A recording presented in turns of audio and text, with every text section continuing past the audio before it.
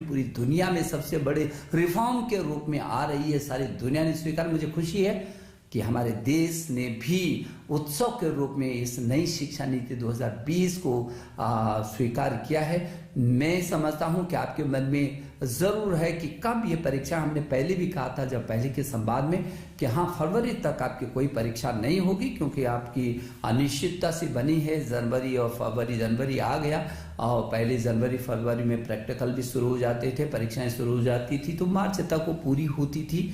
और इन परिस्थितियों में बहुत आपसे संवाद करने के बाद और व्यापक परामर्श करने के बाद अब हम लोग इस निर्णय पर पहुंचे हैं कि जो बोर्ड की परीक्षा है हमारी, वो बोर्ड की परीक्षा जो 10वीं और 12वीं की जो बोर्ड की परीक्षा है, वो बोर्ड की परीक्षा 4 मई से प्रारंभ हो जाएगी। और 4 मई से प्रारंभ होने वाली ये बोर्ड की परीक्षा हमको भरोसा है कि हम 10 जून तक इसको पूरा कर सकेंगे। और समय पर ही हम लोग कोशिश करेंगे कि हम समय पर उसके बाद कॉपियों का निरीक्षण कराएंगे और समय पर आपका रिजल्ट भी हम तैयार करके करना चाहेंगे। और परिणामों को घोषणा 15 जुलाई तक कर देनी चाहिए। प्रैक्टिकल की जो परीक्षाएं हैं वो आपकी 1 मार्च से शुरू हो जाएंगी। मेरी शुभकामना, आप पूरी ताकत के साथ और बहुत आत्मबल के साथ बिना किसी तनाव के आप परीक्षा की तैयारी में जुटे। वक्त भी हमारे पास है और आपको पाठ्यक्रम भी बहुत अच्छा आ रहा है।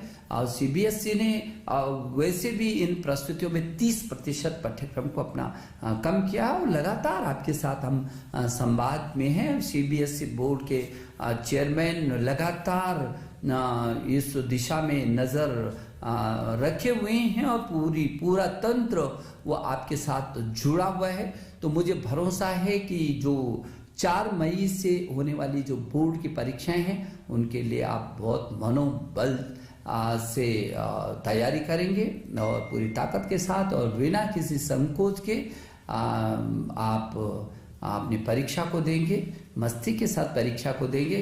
और जो विदेशी, क्योंकि देश से हट करके दुनिया के लगभग 25-26 देशों में जो सीबीएसई के स्कूल चल रहे हैं, दुनिया के इन 25 देशों में रहने वाले छात्र छात्राएं भी यदि मेरी बात को सुन रहे हैं तो उनको कोई चिंता करने की जरूरत नहीं है। उनके भी हर समाधान को करने की हम कोशिश कर रहे हैं। मेरे प्रिय छात्र छात्राओं, 2020 बहुत योद्धा की तरह आपने इस 2020 को आप विदाई दे रहे हैं और मैं नए वर्ष की जो पूर्व संध्या पर मैं आपको शुभकामना देने के लिए आपके बीच आया हूं। और नई तिथियों की घोषणा की आने वाले साल में हम इन तिथियों का भी स्वागत करना चाहते हैं, जब मेरे आप सभी छात्र छात्राएं बहुत मनोयोग के साथ बिना किसी तनाव के अपनी परीक्षाओं को देंगे। मैं आपके अभिभावकों को और आपके अध्यापक गण को एक बार फिर अभिनंदन करता हूं और आपको शुभ।